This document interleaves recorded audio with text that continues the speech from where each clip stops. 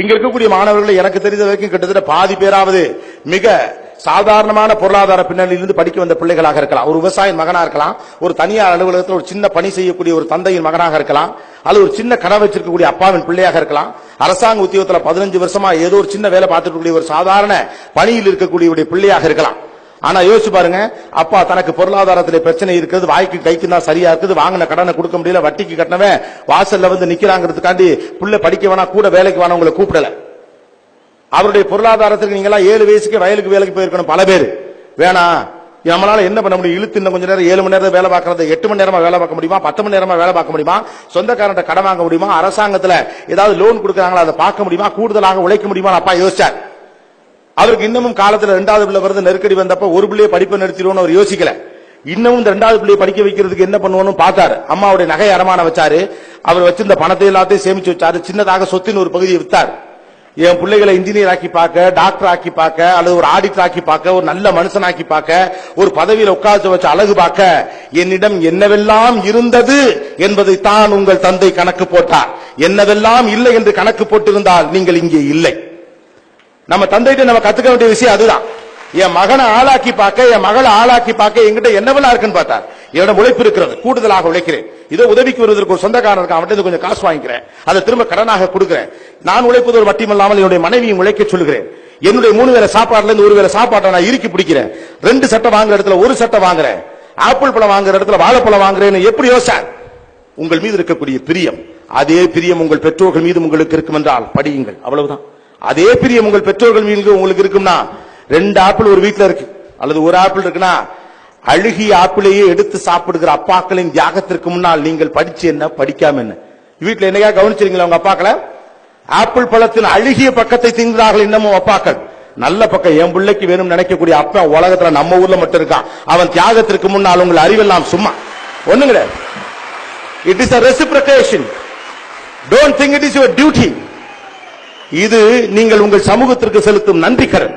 நீங்கள் நண்புக்கு படிப்பு என்பது வேலை தேடும் ஏற்பாடு அல்ல. உங்கள் பெரியவர்களுக்கும் உங்கள் பெற்றவர்களுக்கும் உங்களுக்கு உதவியவர்களுக்கும் அரசுக்கும் தனி மனிதர்களுக்கும் யோசிச்சு பாருங்க. ஒவ்வொரு பிள்ளையும் படிக்கிறதுக்காக ஊர் எல்லையில ஏதோ ஒரு மூக்கம்மா கிளவி 3 ரூபா காசு எடுத்து வைக்குது, எங்கோட்டு பிள்ளைய படிக்கட்டும். அந்த பாட்டிக்கு உங்களுக்கு ஏதாவது சம்பந்தம் இருக்கா? கிடையாது. ரத்த பந்தம் இருக்கா? கிடையாது. என் புள்ள படிக்கட்டும் சொன்ன அந்த மூக்குத்தி போட்ட பாட்டிக்கும் நீங்க பேரந்தான். அந்த பாட்டியை காப்பாற்றுறது உங்க பொறுப்பு தான். It is your responsibility to safeguard this society. This is a high time for you to give thanks to the society. இந்த சமூகத்திற்கு நன்றி தெரிவிப்பதற்கான காலகட்டமாக இதை பாருங்கள். எத்தனை அவமானங்களை உங்கள் தந்தை சந்தித்திருப்பார், எத்தனை அவமானங்களை உங்கள் தாய் கடந்திருப்பார். ஏதோ ஒரு அவசரத்திற்காக, பிள்ளையுடைய ஃபீஸுக்காக, படிப்புக்காக, புக்குக்காக, ஷூக்காக, டிரெஸ்ஸுக்காக, டூருக்காக, அறிவியல் எக்ஸிபிஷனுக்காக 1/2 பவுன் வச்சிருந்த தங்கத்தை கூட அடமான வச்சுட்டு இரவல் நகையை வாங்கி போட்டுக்கிட்டு கல்யாணத்துக்கு எப்படி போறதுன்னு கல்யாணத்துக்கு போகாம வீட்டுக்குள்ளே இருந்துகிட்டு உடம்பு சரியில்லைன்னு பொய் சொல்லி அழுது பிள்ளை ஜெயிச்சிரும் நம்பிக்கையோடு காத்திருக்கிற தாய்க்கு பதில் சொல்ல முடியலன்னா நீங்க படிச்ச என்ன படிக்காம? இந்த தாயின் தியாகத்துக்கு பதில் சொல்ல முடியல படிச்சா என்ன படிக்காம? புரிஞ்சுக்கிறவங்க படி, பிடிக்காதான் போ, அவ்வளவுதான். உலகம் முழுக்க பிள்ளைங்க படிக்குது. You go and check it.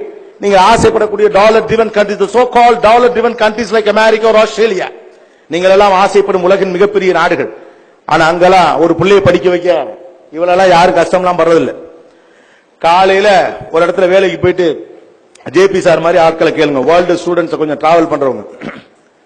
காலையில ஒரு வேலைக்கு போவான், இல்லாட்டி முதல் நாள் இரவு வேலைக்கு போவான், பார்ல வேலைக்கு போவான், கடைக்கு வேலைக்கு போவான், பெஞ்சு தொடப்பான், வால்மார்ட்ல வேலை பார்ப்பான், காஸ்கோல வேலை பார்ப்பான், சின்ன சின்ன வேலைகள்லாம் பார்த்து மறுநாள் மெக்டொனால்ட்ஸ்ல ஸ்டூடெண்ட் மீல் ஒன்னு விற்பானுவோம், ஸ்டூடெண்ட் மீல் அப்படின்னு.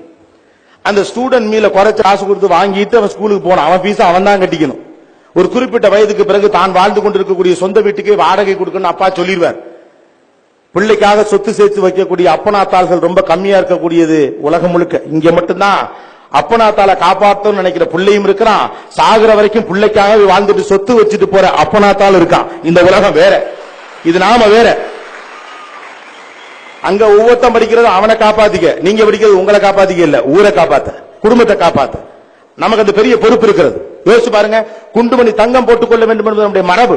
ஆனா அந்த குண்டுமணி தங்கத்தை கூட அடமான வைக்கணுங்கிற எண்ணம் எங்கிருந்து வந்தது? உங்கள் வீட்டு அலமாரியில் போய் செக் பண்ணி பாருங்க. தந்தையின் அலமாரி எது, பிள்ளையின் அலமாரி எது என்று தானாக தெரியும்.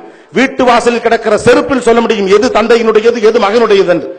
அருந்து கிடக்கிற செருப்பில் ஊக்கு குத்திக்கிட்டு பிள்ளைக்கு ஷூ வாங்கி கொடுக்கிற மனசுக்கு முன்னால என்ன சார் நாமெல்லாம் ஒண்ணுமே கிடையாது.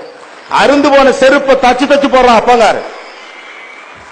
மாசம் கை நிறைய சொலையா சம்பளம் வாங்குறப்பையும் கூட ஆசையாக 100 ரூபாய்க்கு சாப்பிட மனசு வராத அப்பாக்களின் மனசு அற்புதமான மனசு. அவங்கள தான் திட்டுறோம், படிக்க சொல்றாங்க. அவங்கள தான் திட்டுறோம், நம்ம படிக்க சொல்றாங்க.